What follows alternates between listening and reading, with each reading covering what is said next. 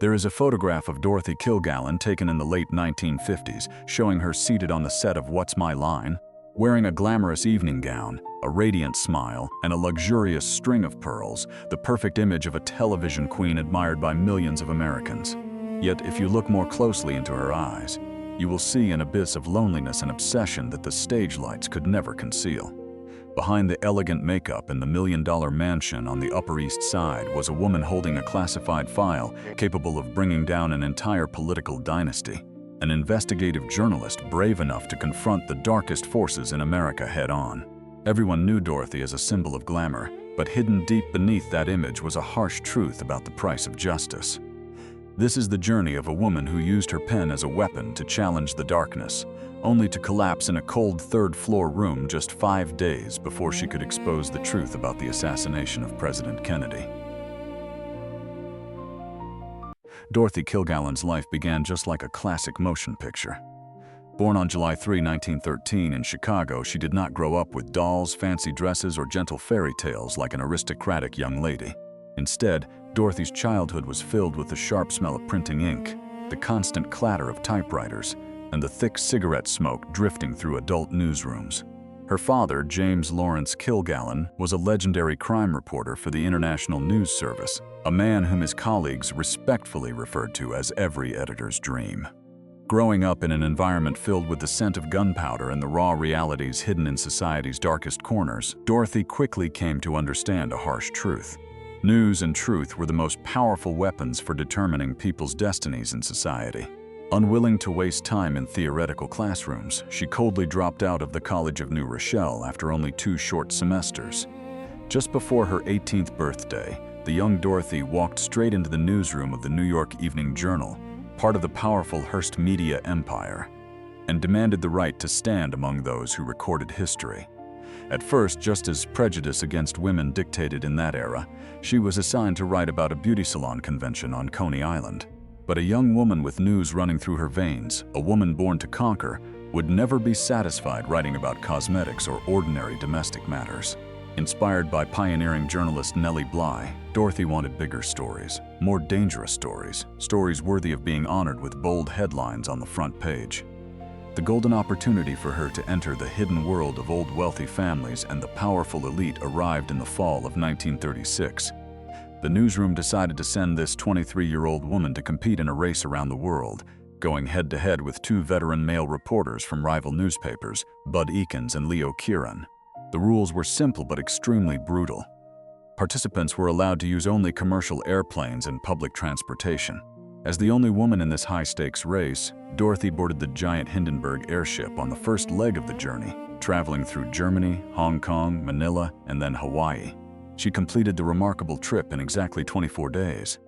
Although she finished in second place behind Bud Ekins, in the eyes of the American public, she was the true winner in courage.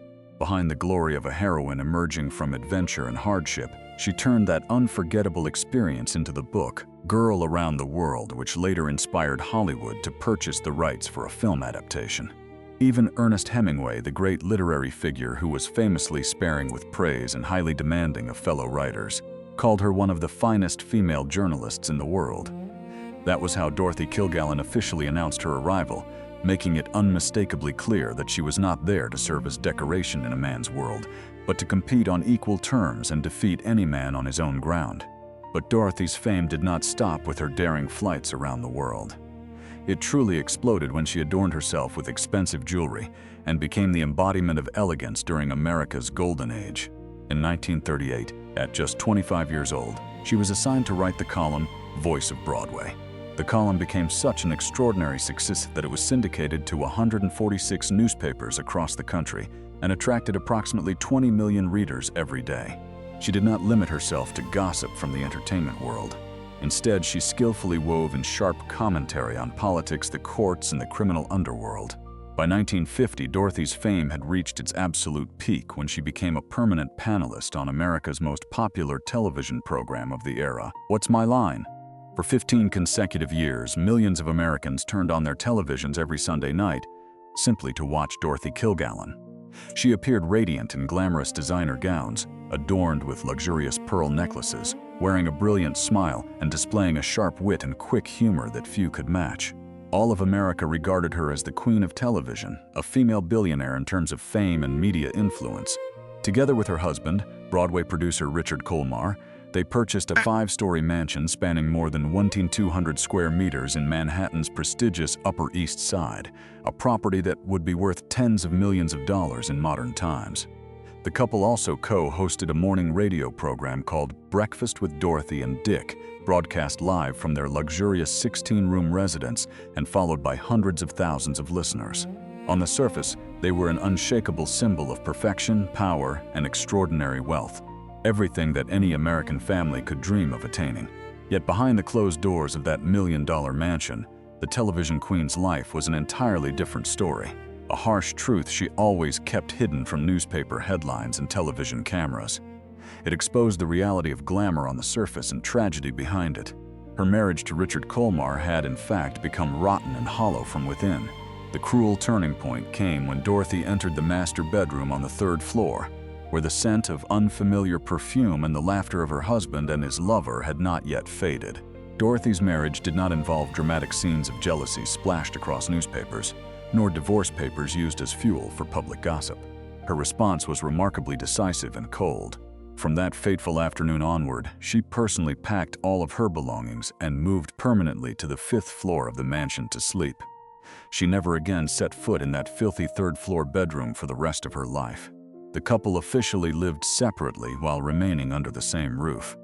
They maintained the appearance of a polite marriage, smiling for cameras, continuing to work together on the radio, and appearing arm in arm at high society parties solely to preserve their public image.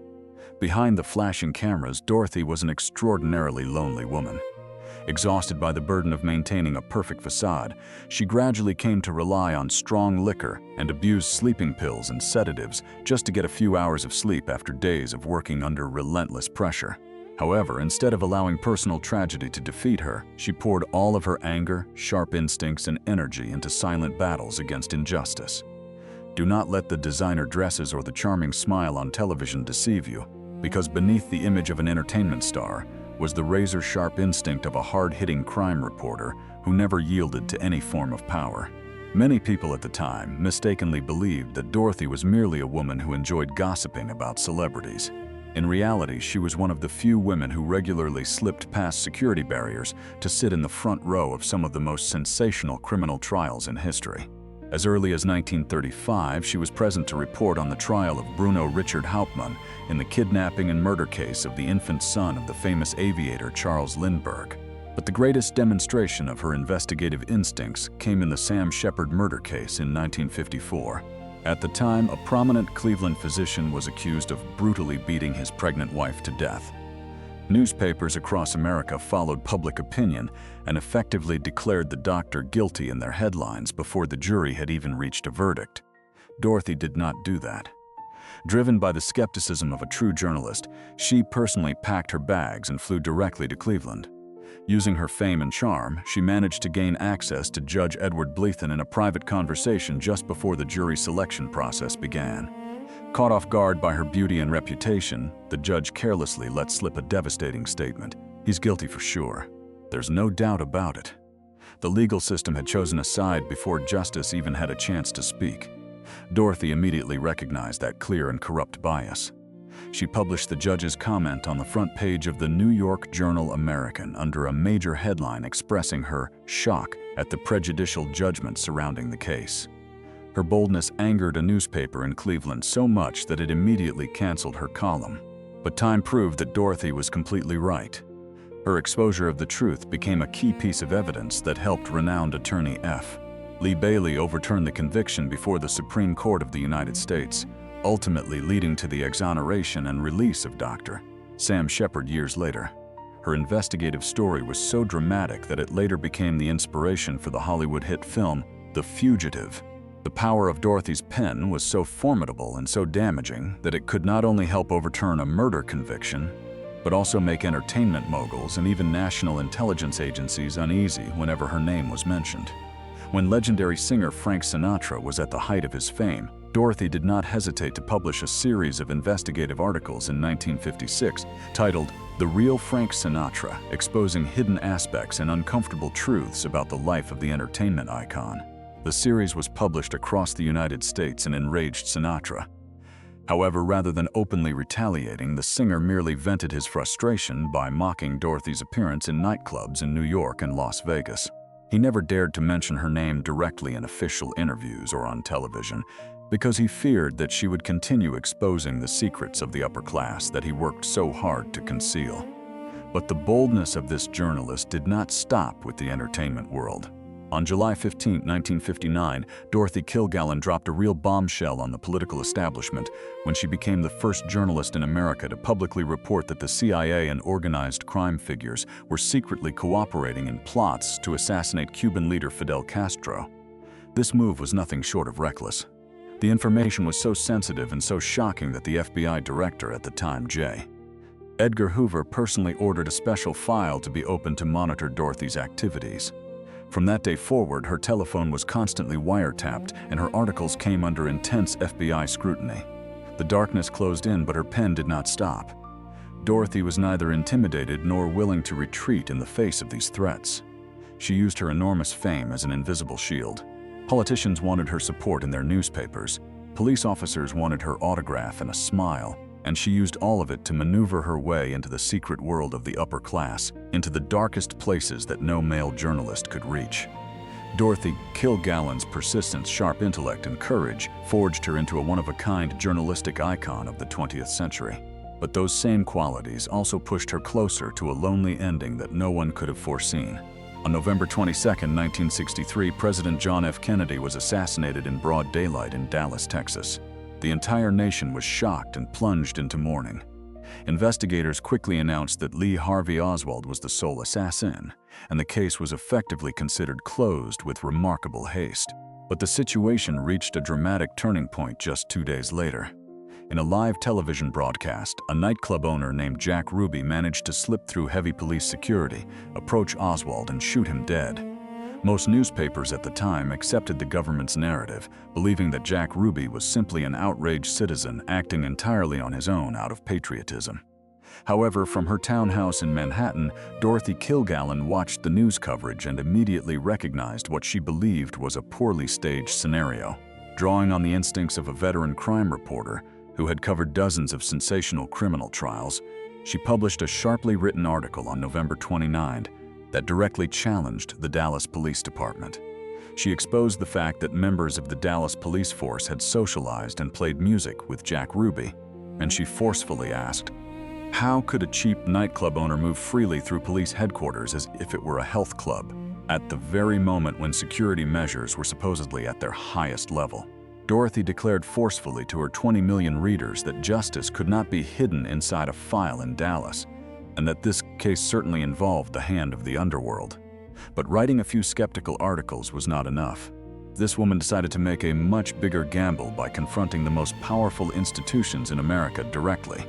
In August 1964, before the government's Warren Commission officially released its report on the assassination, Dorothy stunned the entire nation by obtaining a highly classified document. Through an internal source whose identity has never been revealed, she acquired 102 pages of draft testimony containing Jack Ruby's confidential statements before the Warren Commission. With a length of approximately 50,000 words, she published the entire document in 3 installments on the front page of the New York Journal-American and in several major newspapers across the country. The transcript revealed a shocking fact.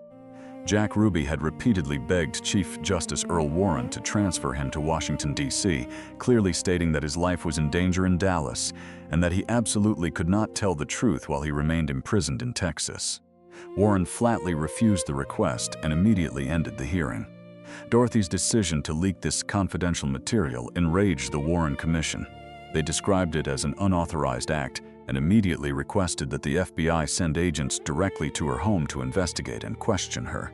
Completely unfazed by federal pressure, she responded bluntly to the FBI, saying that instead of spending time and resources investigating where she obtained the information, the FBI would be better off investigating the truth behind the assassination. These were the silent battles of a lone journalist who used her pen as a weapon to expose the glass walls protecting the secrets of the upper class and America's political elite. The peak of her boldness did not stop at publishing documents on paper. It was her decision to enter the jail itself and meet the killer face to face. In March 1964, Dorothy packed her suitcase and flew directly to Dallas for Jack Ruby's trial. At the time, the courthouse was guarded as tightly as a military fortress to keep curious members of the press away. Yet Dorothy knew how to turn her fame into an invisible pass. Dressed elegantly, smiling as she signed autographs for police officers, she quickly moved past the strictest barriers and gained access to the courtroom. Taking advantage of Jack Ruby's admiration for her and their acquaintance, she persuaded his two defense attorneys, Joe Tonahill and Melvin Belly, to arrange a privilege that had never before occurred in history. During a lunch recess, the judge agreed to clear the area. The guards stepped back and waited outside, and Dorothy entered a small windowless room adjacent to the courtroom to meet Jack Ruby. The two of them were completely alone, with no recording devices, no police officers, and no government officials monitoring them for a period ranging from 8 to 30 minutes. The room was thick with the smell of dampness, and the truth was ice cold. She described Jack Ruby as trembling, his eyes revealing extreme fear, his heart pounding like a small bird trapped in a corner. No other journalist in the world accomplished this. When she walked out of that room, she immediately began taking notes and found herself in possession of information that could potentially bring down the entire conclusion of the Warren Commission. Instead of publishing it immediately as a brief sensational story, she chose to keep the information secret and include it in a book she was writing titled Murder One. That decision was believed to have been made in order to use the book publishing process as a strong legal shield against any retaliation from the government. That step brought her to an entirely different lens through which to view the world. A place where the secret world of the wealthy upper class was stripped bare, a sanctuary built upon lies designed to protect the legacy of old and powerful family dynasties. What Dorothy carried out of that jail cell was not merely a page of notes. It was a death sentence hanging over her head as she began piecing together the network of a vast criminal underworld.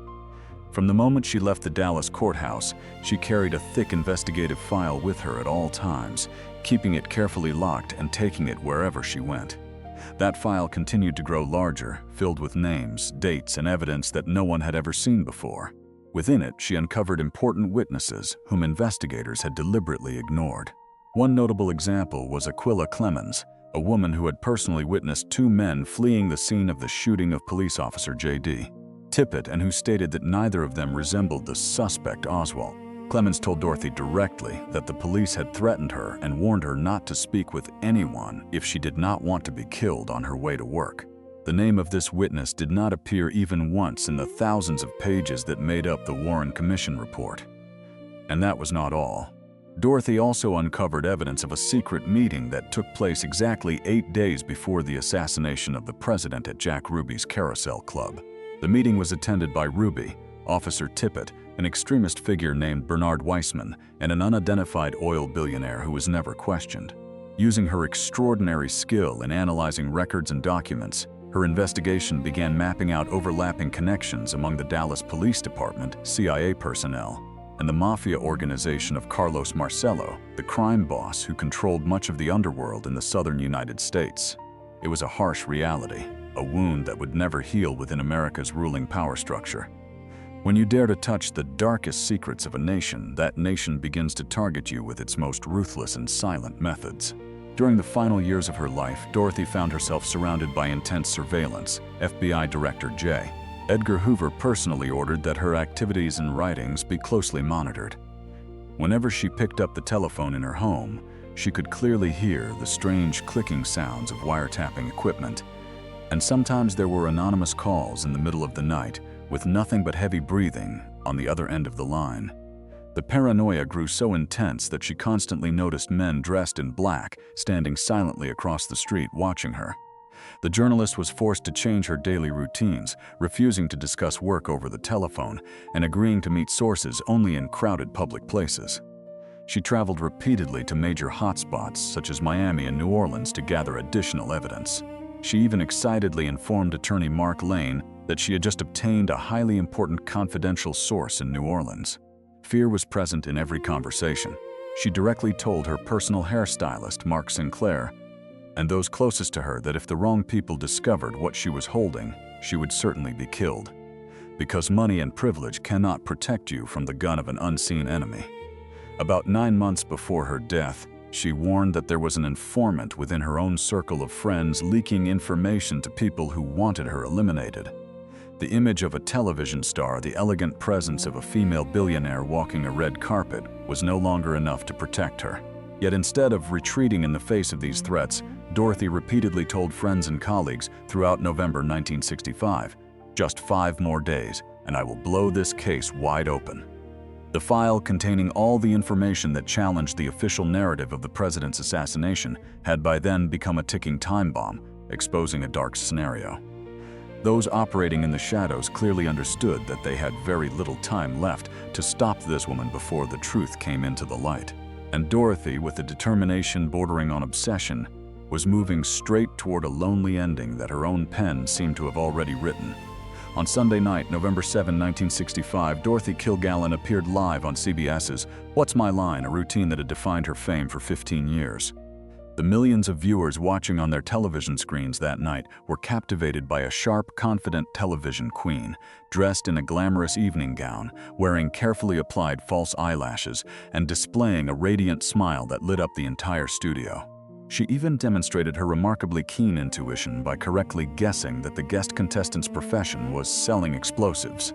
No one, including the 30 million Americans sitting in front of their televisions, could detect any sign that this powerful woman was taking her final steps along the boundary between life and death.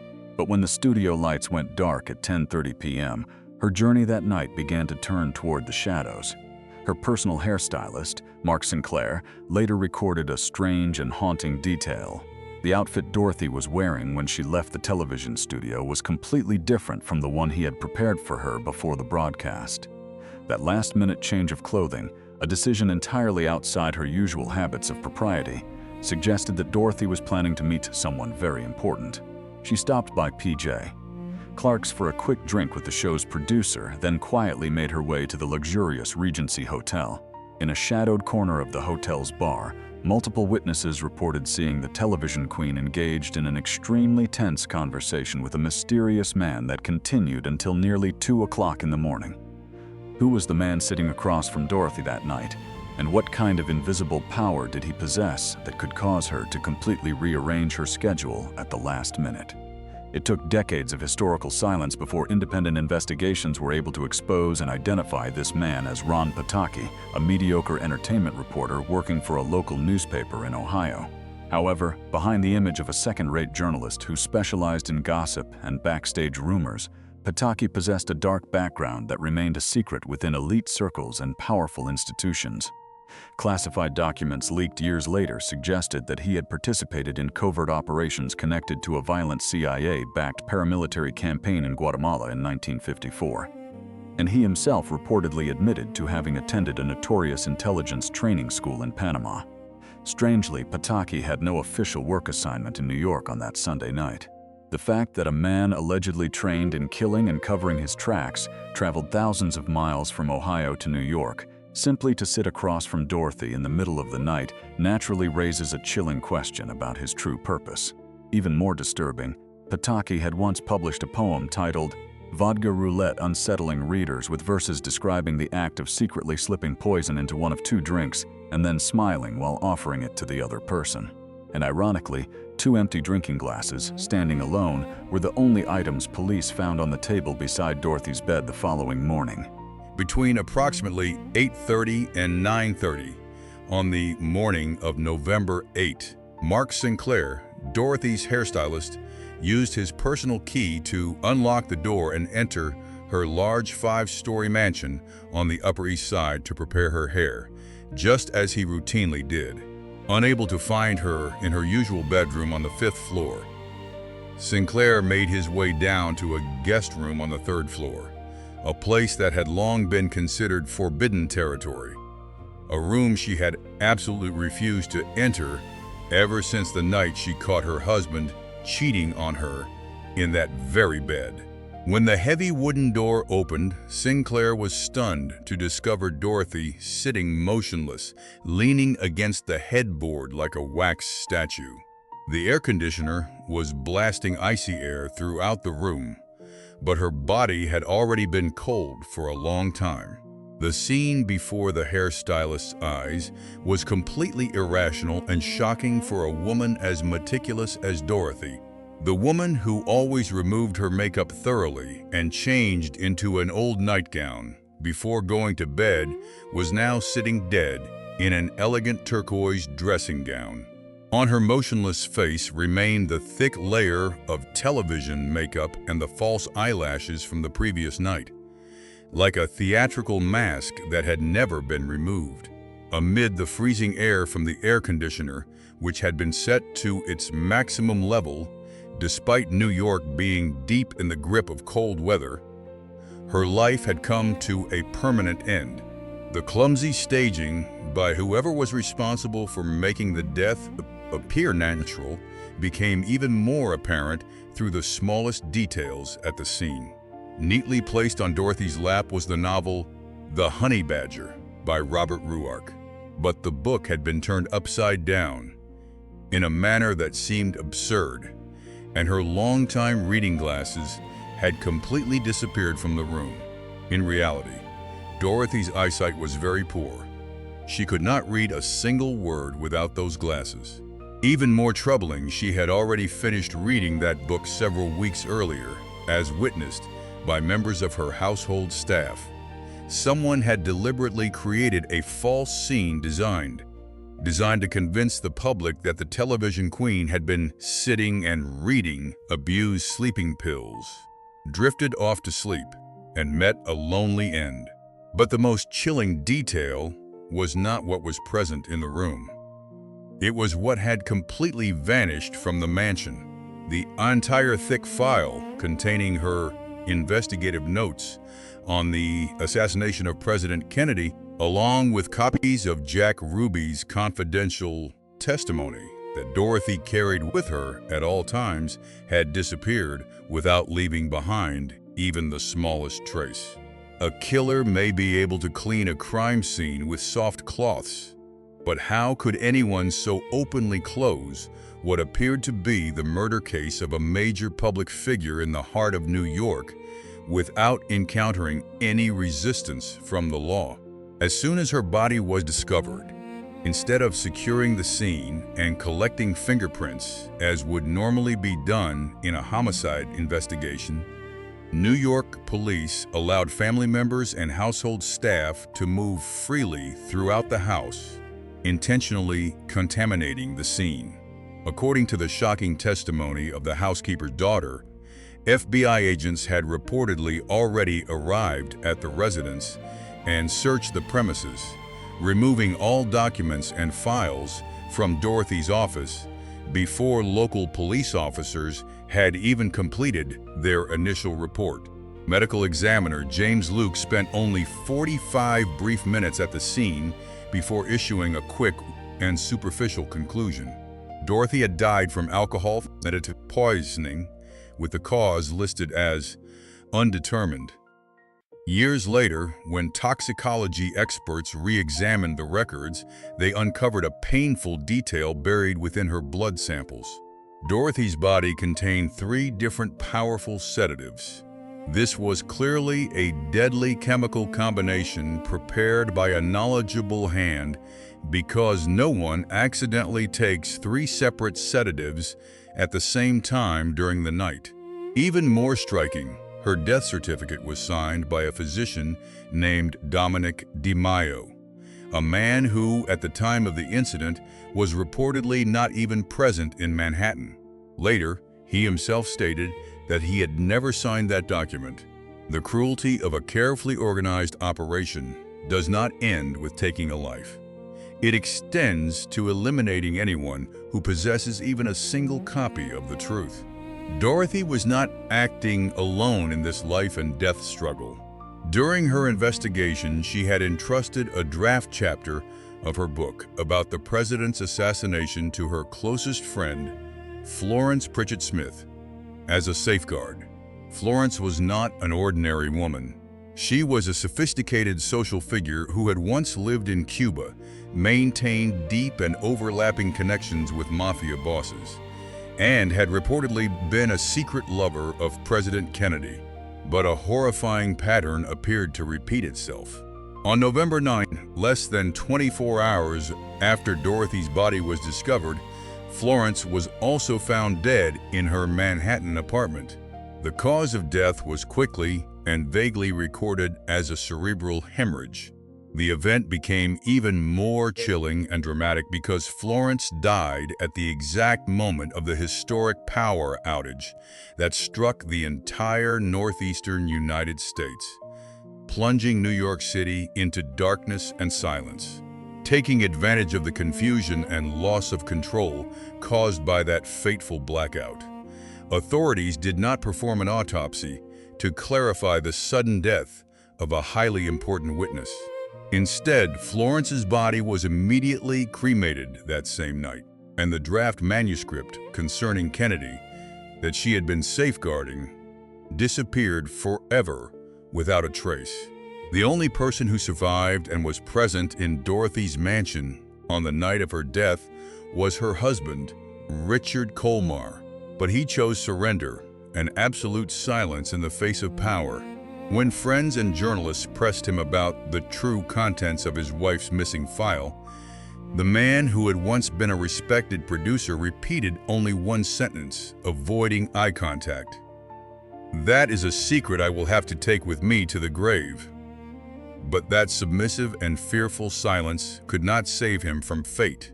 In early 1971, Richard Colmar suddenly died from a drug overdose in his own apartment, taking the remaining mysteries with him into the grave.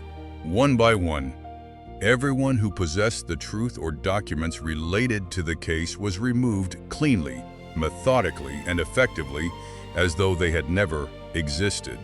America permanently lost the only journalist who possessed the original testimony and the chain of evidence that could have brought down an entire empire of deception. It would take 60 long years before, in late 2025, New York City officially named the intersection where she had once lived Dorothy Kilgallen Way. That small, solitary street sign stands amid the wind and rain of Manhattan as a belated and deeply bittersweet acknowledgement of a woman who dared to risk her life, challenging the old, wealthy elite. She entered the jail, looked a killer directly in the eye, recorded the truth, and was eliminated in her own home just 5 days before she could expose the entire case to the light. And the killer may have burned the original file in a ruthless fire. The forces behind it may have purchased a fraudulent death certificate with hastily written signatures. And the men dressed in black may have erased the chain of evidence that exposed the network of deception behind the Dallas tragedy. But there is one thing I have always believed. The truth, once it has bled through the cracks of power, can never be silenced forever. The mysterious life and death of Dorothy Kilgallen stand as the most brutal proof of the hidden rules governing the secret world of old wealthy elites. It is a place where anyone, no matter how great their fame or how powerful their privilege, must be prepared to be consumed by the darkness itself once they dare to touch the nation's darkest secrets. Looking at this chain of tragedies, I cannot help but reflect on the choices made by the people involved. Richard Colmar chose to bow his head. He chose silence and submission in exchange for a temporary chance at survival beneath a roof of luxury and comfort. But has compromise with evil ever truly purchased lasting peace? The answer is no. The gun of fate still found him in a lonely apartment years later. Like a debt that had to be paid for cowardice, Dorothy was different. She refused to kneel. Neither the elegant image of a female billionaire walking the red carpet, nor the radiant smile she displayed before 30 million television viewers could make her forget the instincts of a seeker of justice. She accepted a lonely ending written by her own pen, choosing the death of a warrior over the life of a ghost, pretending to be happy. I am retelling this story not to expose a sensational drama, but so that we may look beyond the glittering surface and reflect on the price of conviction. A force built on deception may have defeated Dorothy in that freezing third-floor room on a winter night. But 60 years later, history was forced to return her name to a Manhattan intersection swept by the wind. Justice may arrive late, but it is eternal. Dorothy Kilgallen fell only 5 days before she was prepared to overturn the entire political chessboard of the United States. But was her death, and the death of her friend Florence Pritchett, truly the end? Or were they the key to revealing even darker secrets about a network of power that continues to operate from the shadows? If you, like me, refuse to accept the clumsy narratives presented by history and want to continue exploring the deepest hidden corners of powerful dynasties, please subscribe to the channel and turn on notifications right now. The next classified documents concerning the Camelot era and mysteries that have never been revealed are waiting for you in the upcoming video. Do not miss this journey to uncover the truth. Leave your thoughts in the comments below.